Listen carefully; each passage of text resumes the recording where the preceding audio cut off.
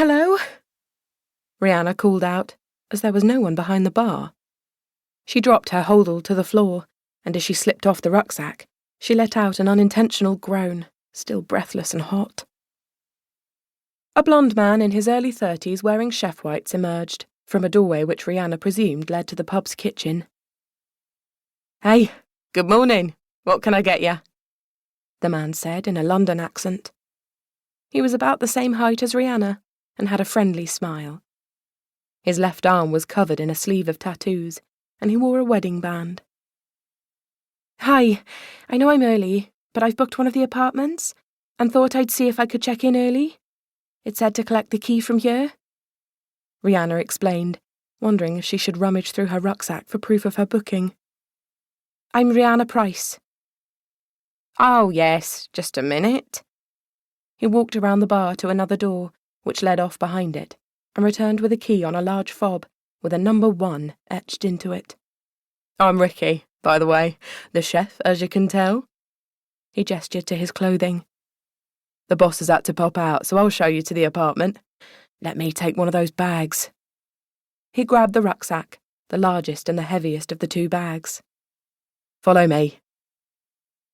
Rhianna followed Ricky outside and along a path that ran around the side of the pub and towards a white single-storey annex, which had probably been some sort of outbuilding originally. It was split into a couple of apartments, each with a large front window and cheerful blue-painted door. Her apartment was the one furthest away. Outside the front door was the number 1 on a plaque with the name Oyster Catcher underneath it. She noticed number 2 was called Kittiwake. Ricky unlocked the door and stood aside for Rhianna to enter. The apartment was spacious, with large windows letting in plenty of light. The view wasn't spectacular, as it only overlooked the pub grounds on the road. There was a small bedroom with a double bed already made up, which felt comfortable as Rhianna briefly bounced on the edge of the mattress. The lounge area had a futon as a sofa, which didn't look so comfortable, but could be pulled out to make another bed. There was a small, modern kitchen-diner area and a shower room with a toilet. With laminate and tiled flooring throughout, the place looked easy to keep clean. It would do her until the house sale went through. "You've booked it up until the end of April, right?" Ricky placed the rucksack in the lounge, resting it against a small coffee table to keep it upright. Rhianna nodded. "Yes, I'm waiting for my house purchase to complete." She'd booked until the last Saturday of April, hoping she'd be in her new home by then. "I think we already have bookings in May, just to warn you." "I should be okay." Her solicitor had confirmed as much. "So, you're not holidaying? You're staying for good?" "For good. You could say it's a new start for me." Kittiwake Cove was a fresh start for me too. "You'll love it here."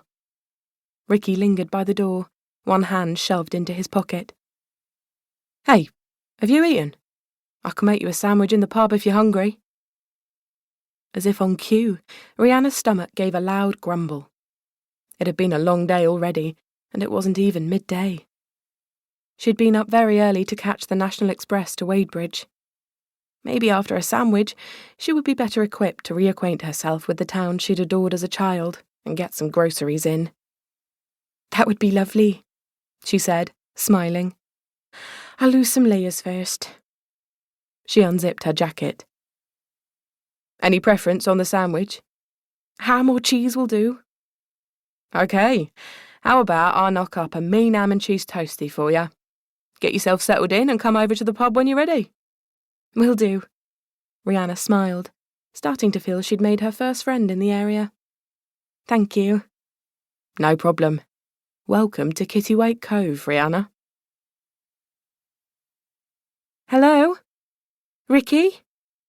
Rhianna called out as she entered the pub, not too loudly even though the pub was still empty. "Hey!" Ricky appeared, carrying 2 plates. "I fancied one too. Thought I'd make the most of the quiet time and join you." He came around the bar and placed them on a table in the middle of the pub. "You look a lot less like the Michelin Man now." Rhianna giggled. She certainly did with her layers removed. She now wore only a blue...